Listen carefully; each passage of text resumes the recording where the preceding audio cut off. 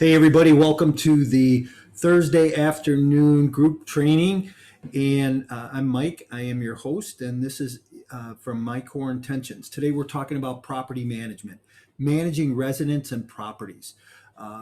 Property management is the care and ability to manage, look after, help help rent to tenants properties for either yourself as an operator or for other third party owners. And one thing I always like to tell people is there's a difference between asset management and property management. Asset management is that ability to oversee all the functions, everything that goes on in that property. Property management is actually taking care of the property.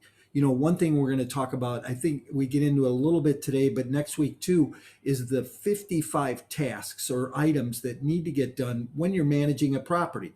Now, they all don't get done in one day, and they all don't get done at one time or one week.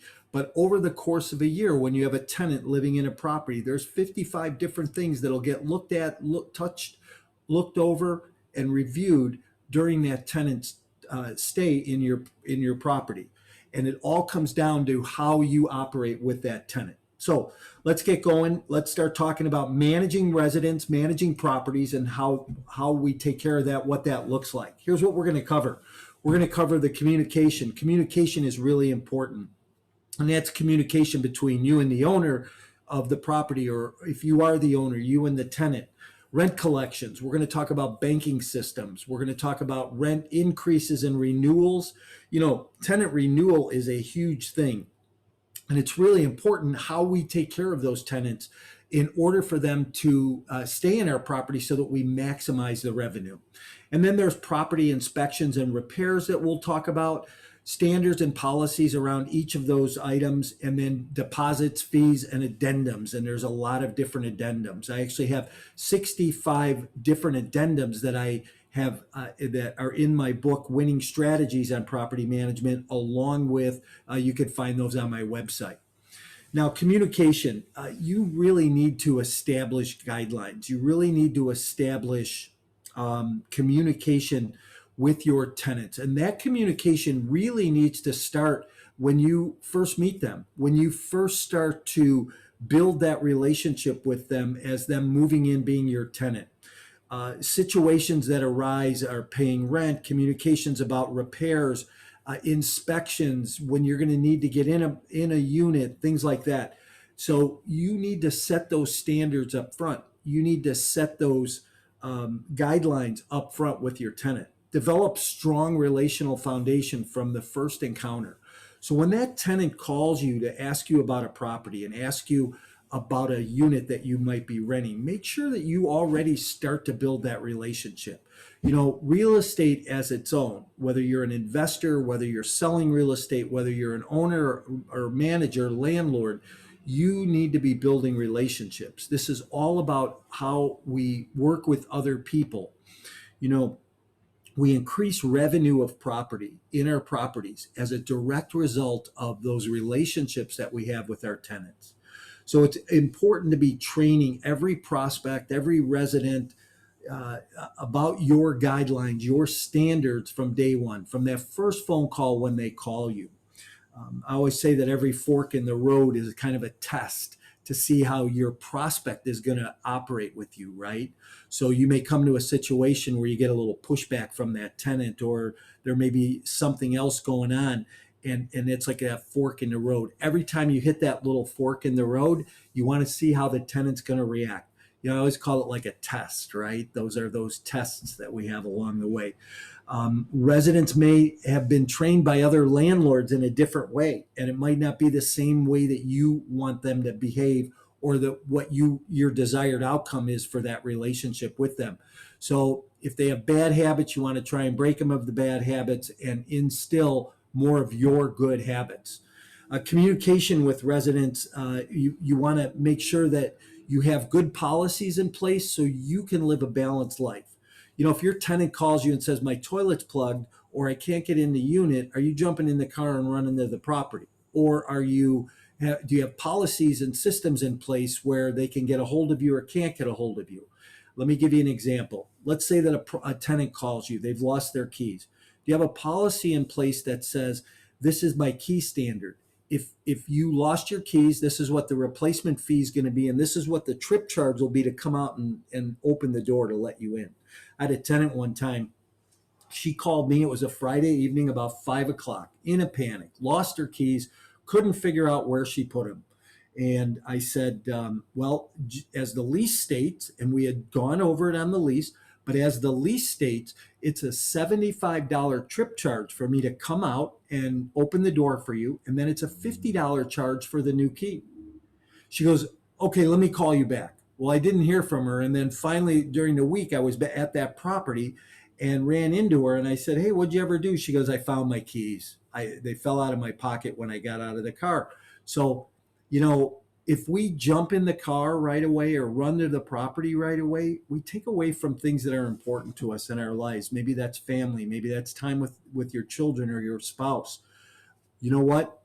Don't let your tenants, don't let other owners dictate your life and the process of your life. Have those standards in place. Standards are those systems that provide additional property information. They provide additional guidance for you. Have a voicemail set up. Let those calls go to voicemail during the day, during business hours. Make sure they know that your communication is between 8 and 5 unless it's an emergency. If it's an emergency, they have to be able to maybe get to a separate number to contact you, or maybe it's a special voicemail. Maybe it is a answering service.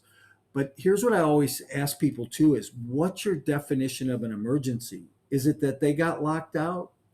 Is it that there was a fire or a natural disaster at the property? Have defined, clear definitions of emergency. I've gotten calls on Sunday night at 9, 10 o'clock at night, toilets backed up, sewers plugged up in laundry rooms and things like that. And I won't run to the property. I will call somebody to go out and take a look at it, a sewer or a roto-rooter or someone like that. But when you have those standards in place, that helps you live a more balanced lifestyle. Have online services where, if it's just something simple like a pilot light that's out, or maybe a battery that's out in a smoke detector, which is really the tenant's responsibility, right? But if it's those little repairs, they can fill out online a repair request, and you can take care of it during normal business hours. With all the technology that's out there today, communication has become very easy. It's become very simple, whether it's written, electronic, whether it's voice. There's ways to communicate, and what you need to do is educate your tenant, educate your client, your owner, as to what those standards are for you. So how about hours of communication? This is something that I always worked on. When I sold real estate, I didn't, on Friday night at 5 o'clock, I went home and I didn't answer my phone. I didn't check my voicemail for work. I didn't do anything until Monday. Monday, I'd go back in the office, and invariably, because I was a listing agent and had listings on the market, I'd always have a couple of agents say, hey, where you been all weekend? I've been trying to get this offer presented.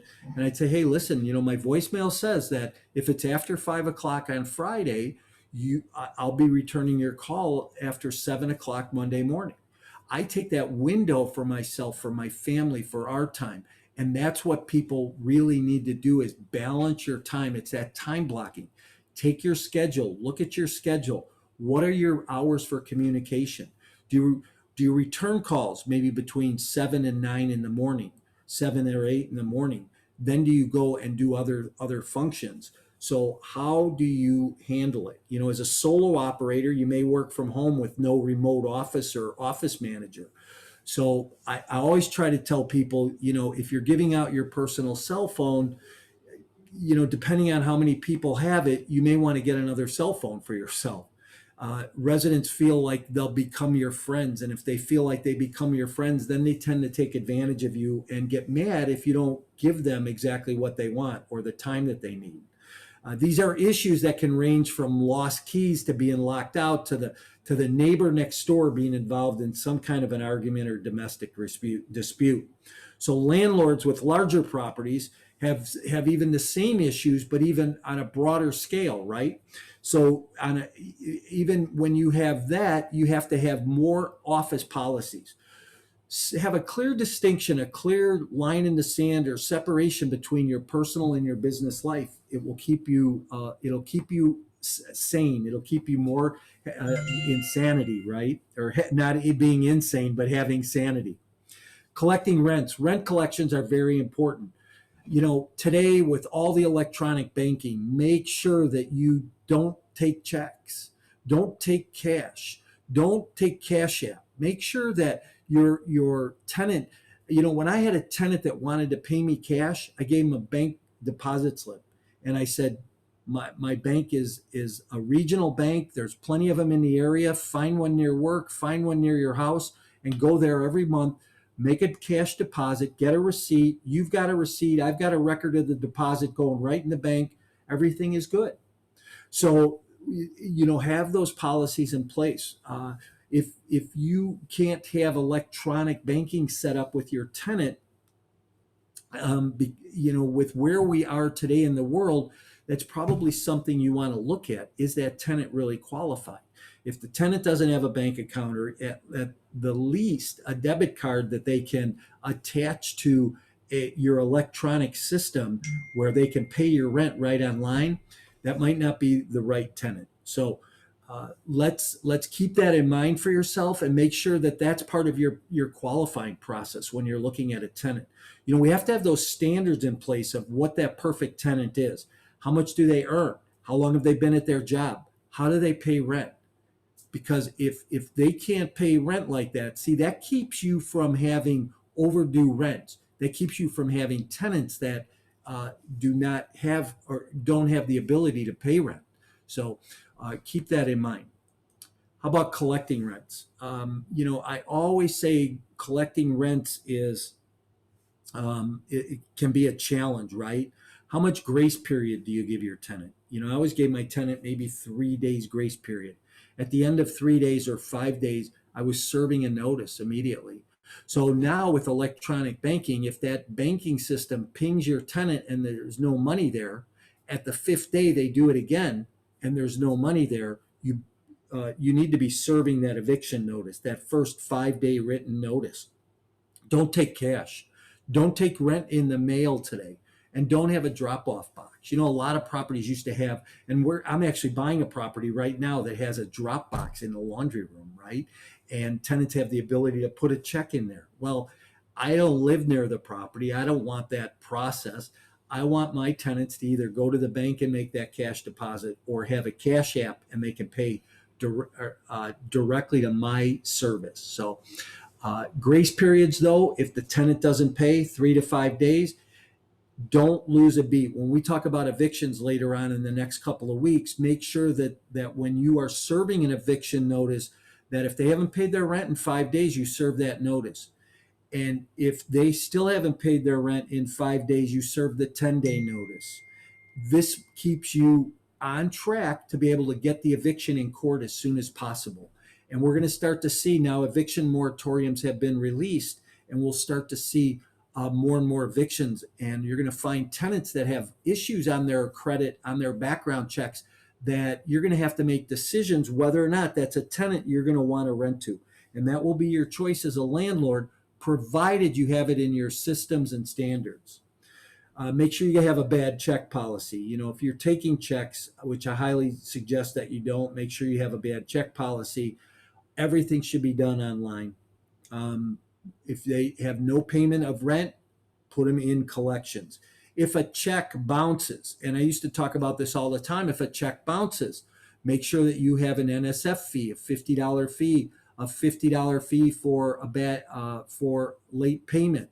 And then what is your interest rate on that late payment or that unpaid balance? So how do we equate that to electronic banking today? Well, electronic banking would be if my system pings their account and it doesn't give me a deposit, there's a $50 fee. Then the next time it pings the account again, that's a $50 fee. Your bank is going to charge you a fee. You have to pass that on. Why should you eat it? Now, what will happen is you're going to have an unpaid balance. So you have the rent plus the NSF fees, plus you need to be adding an interest to those fees. I always added a 1.5% per month interest. And typically in most counties, I have found that will stand up in court.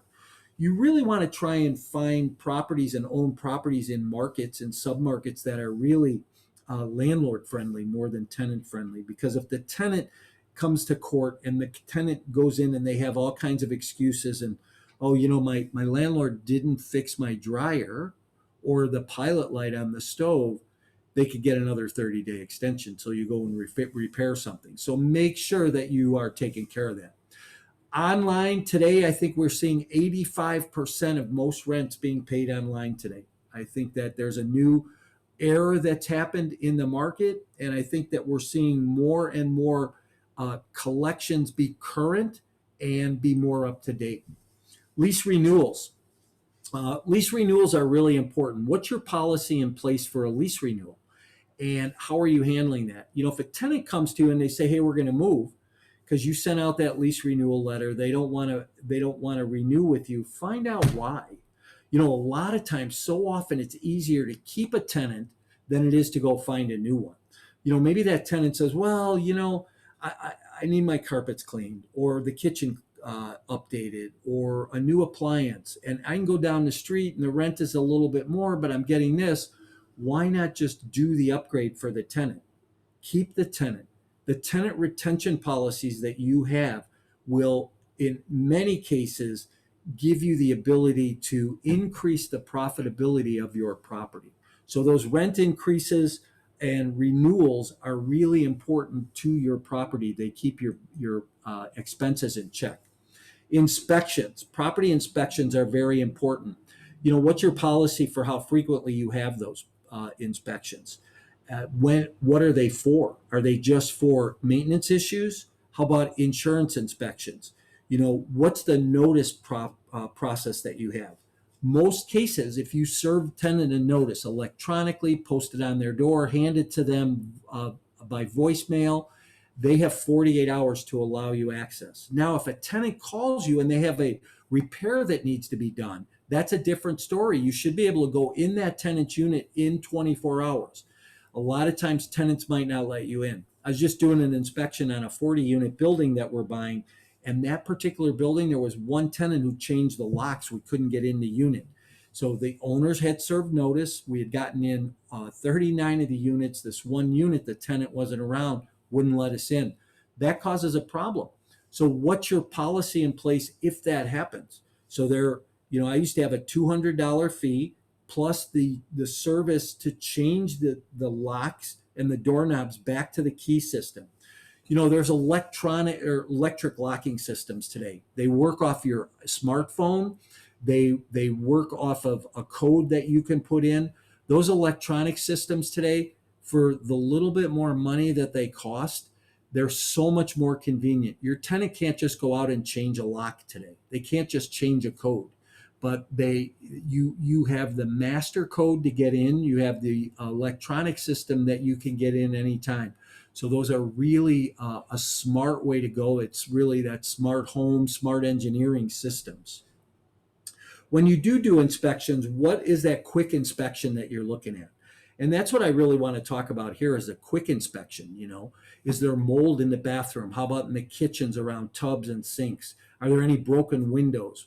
Are there screens missing? How about the blinds? Are those broken or destroyed? Any missing fixtures, light fixtures? Are the light bulbs working? How about smoke detectors? Do those work? Is there any damage to walls or doors? Test those CO2 detectors. Make sure that they're operational.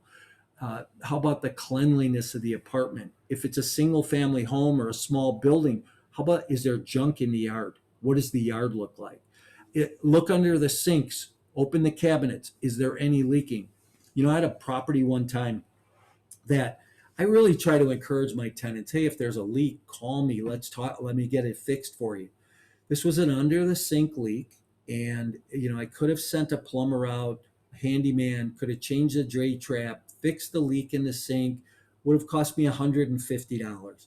But by the time the tenant moved out, the tenant never took care of it. It leaked and leaked and leaked under the kitchen sink. It bubbled the bottom of the cabinet. There was mold all over the inside of the cabinet. I had to change the sink cabinet. I had to change the sink. I had to change some of the floor and floor coverings because it was rotted and almost started to cause damage to the unit downstairs. So that $150 repair wound up costing me $4,000.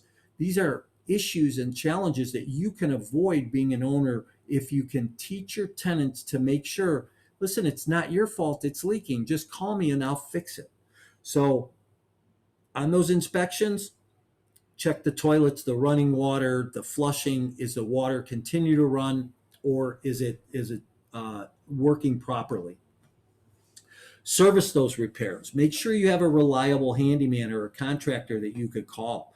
If there's an issue with the repair, if there's a problem, make sure that that contractor's on hand.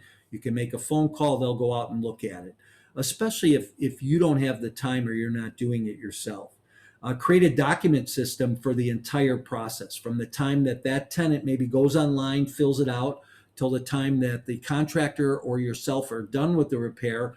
Make sure everybody's in agreement on it and signs off.